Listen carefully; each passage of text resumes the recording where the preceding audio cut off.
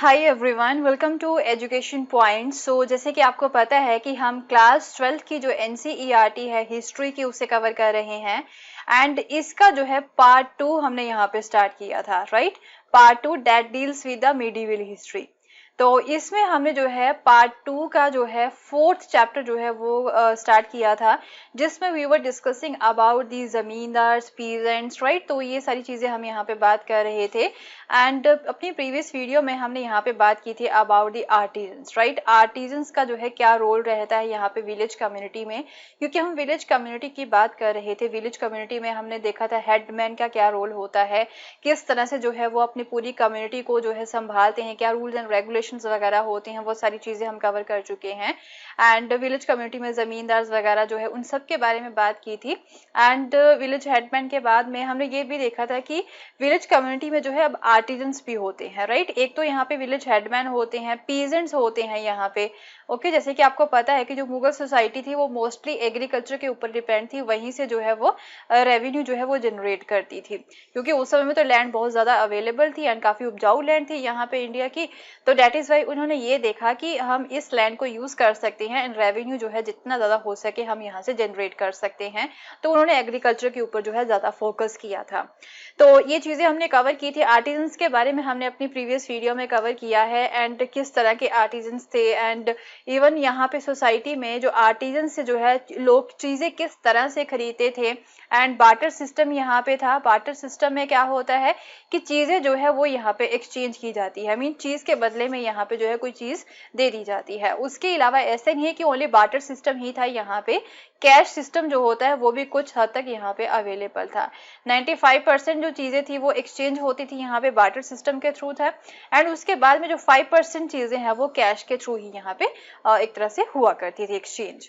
तो अब बात करेंगे अबाउट द फॉरेस्ट के बारे में। अब फॉरेस्ट में जो लोग हैं वो किस तरह के थे एंड किस तरह की सोसाइटी थी वहां पे। ट्राइब्स के बारे में देखेंगे कि जो कि फॉरेस्ट में यहाँ पे रहती हैं, तो क्या वो भी वहां पे भी जो है कई सारे फॉरेस्ट प्रोड्यूस होते हैं, वो बेचा करते थे या नहीं बेचा करते थे, उनके बारे में जो है हम इस पर्टिकुलर वीडियो में कवर करेंगे। ओके, सो चलिए स्टार्ट करते हैं। सो बियॉन्ड सेटल्ड विलेजेस, अब तक हमने बात की है about the villages, right. Village community के बारे में बात की है, जो सेटल्ड विलेजेस होते हैं उनके बारे में बात की है। अब बात करते हैं about the forest. So there was more to rural India than the sedentary agriculture. Agriculture के बिना यहाँ पे रूरल इंडिया में और भी कई सारे एस्पेक्ट होते हैं।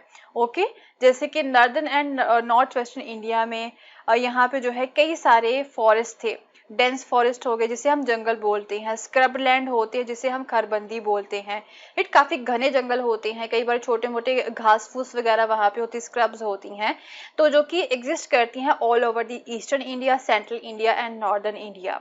एंड उसके अलावा यहाँ पे झारखंड हो गया, पेनिनसुलर इंडिया में हो गया, and down the western Ghats and Deccan plateau में हो गया। तो यहाँ पे इन सारी इंडिया में जो है ना बहुत सारे टाइप्स के फॉरेस्ट जो है वो आपको देखने को मिल जाएंगे। Though it is nearly impossible to set an all India average of the forest cover for this period. तो अगर हम बात करें 16th एंड 17th सेंचुरी की, तो यहाँ पे जो है ना एक एवरेज निकालनी हो कि कितना एवरेज एरिया जो है वो फॉरेस्ट के अंडर आता था, मीन फॉरेस्ट कवर था, तो वो तो ज़्यादा हम एक्यूरेटली नहीं निकाल सकते हैं। बट कुछ जो कंटेम्प्रेरी सोर्सेज थे उस समय के 16th-17th सेंचुरी के, उनके अकॉर्डिंग हम ये बोल सकते हैं कि एवरेज 40% एरिया जो था वो यहाँ पे फॉरेस्ट के अंडर हुआ करता था। तो जो फॉरेस्ट ड्वेलर्स थे, फॉरेस्ट ड्वेलर्स कौन होते, जो कि फॉरेस्ट में रहते हैं, उन्हें जो है क्या बोला जाता था, उन्हें जो है जंगली बोला जाता था। उनके लिए क्या टर्म यूज की जाती थी, जंगली टर्म जो है वो यहाँ पे यूज की गई है। कहाँ पे, कंटेम्प्रेरी टेक्स्ट में जो है यह टर्म यूज की गई है।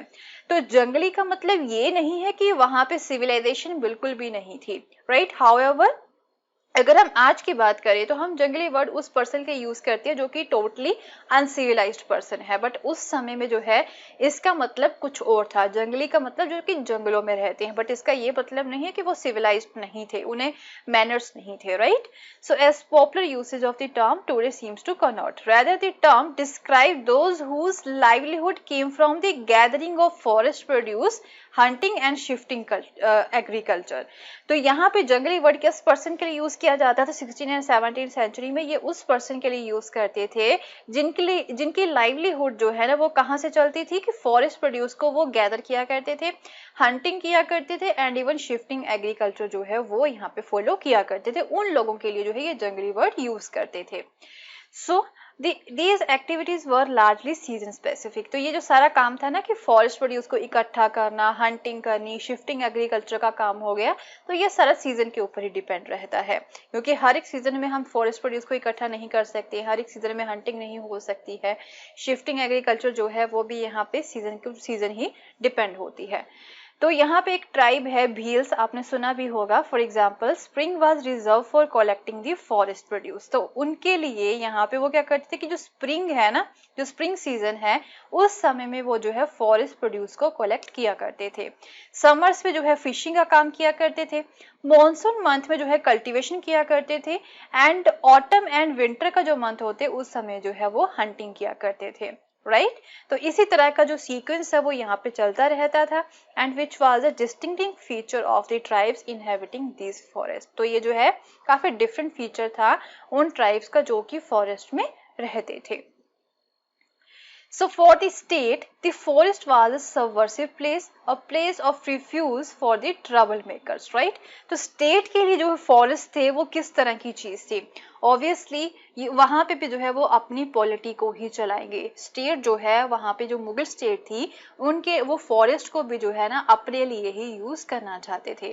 वंस अगेन हम बाबर की बात करें, वो ये बोलते थे that jungle provided a good defence, कि जंगल जो होते हैं ना वो एक अच्छा डिफेंस जो है वो प्रोवाइड करवाते हैं।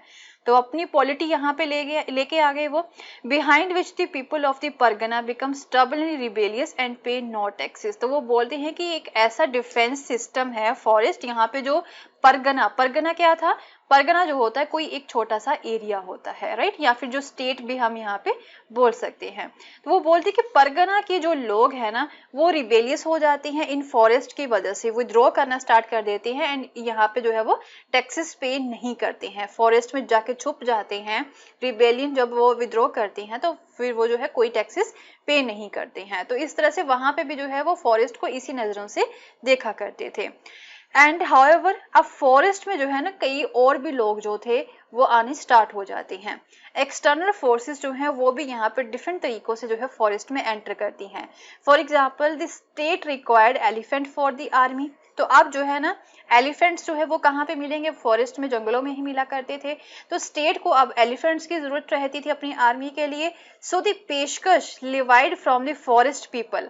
अब क्या था, यहाँ पे जो स्टेट थी वो क्या करती थी, अपने स्टेट के लोगों से जो है ना कोई वो गिफ्ट लिया करती थी, राइट। तो अब जो फॉरेस्ट के लोग हैं, जो जंगलों के लोग हैं, उनसे वो क्या गिफ्ट लिया करती थी, वो जो है ना एज ए पेशकश, एज ए गिफ्ट जो है वो एलिफेंट की सप्लाई जो है वो लिया करती थी, क्योंकि जंगलों में यहाँ पे जो है एलिमेंट काफी ज्यादा मिल जाते। तो जंगलों के जो लोग हैं वो स्टेट को, राजा को जो है ना वो हाथी जो है वो दिया करते थे as a gift. So in the Mughal political ideology the hunt symbolise the overwhelming concern of the state to relate all its subject rich and poor. Regular hunting expeditions जो है इनके द्वारा किया करते थे।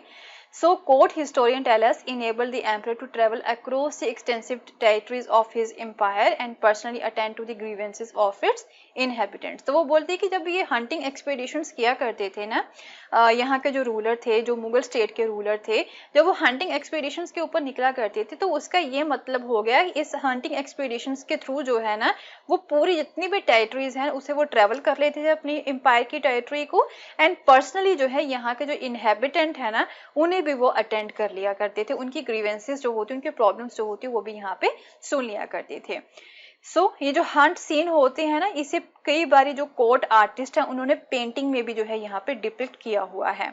So the painter resorted to the device of inserting a small scene somewhere in the picture that function as symbol of the harmonious rule। तो यहाँ पे जो पेंटर है ना वो एक हार्मोनियस रूल जो होता है ना उसे ही दिखाने की कोशिश करते हैं।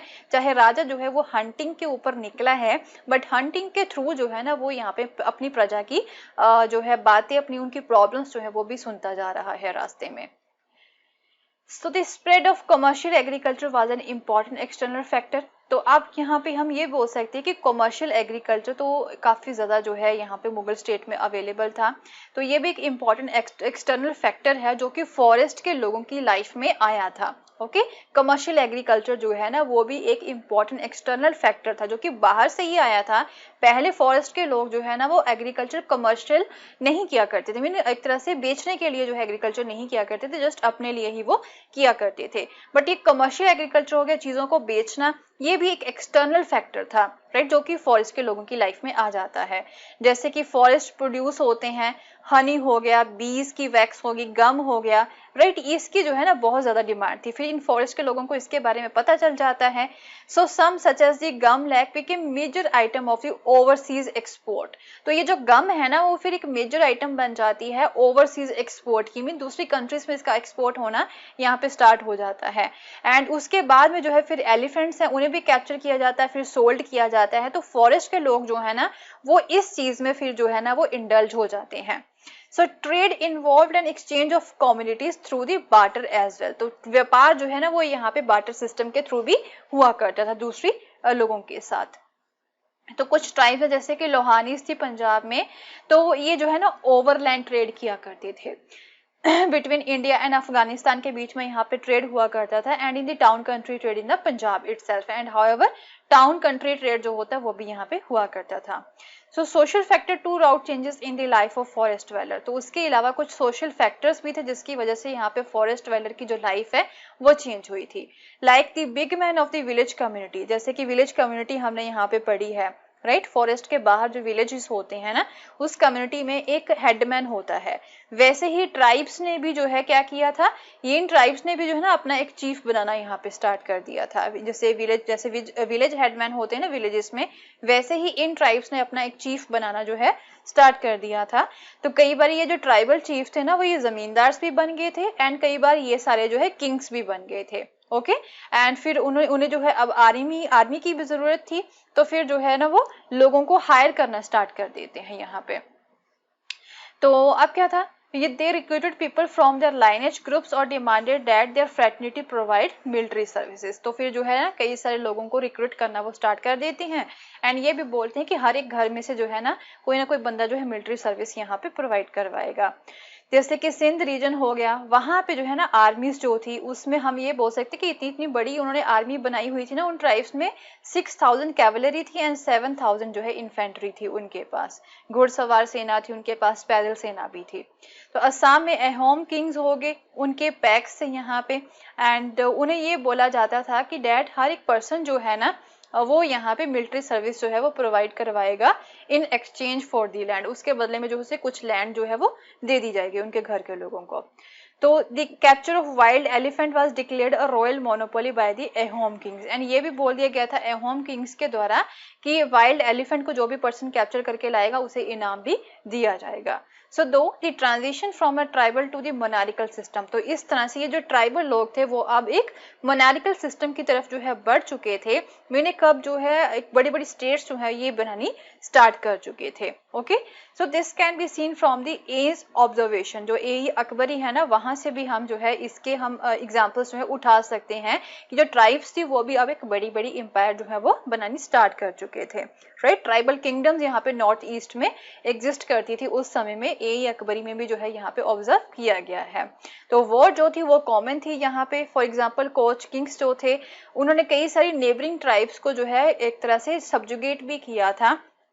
And 16th and 17th century में यहाँ पे कई सारी ऐसी छोटी मोटी जो ट्राइब्स के बीच में जो है लड़ाइयाँ जो है वो चल रही थी, वॉर्स जो है वो चल रही थी।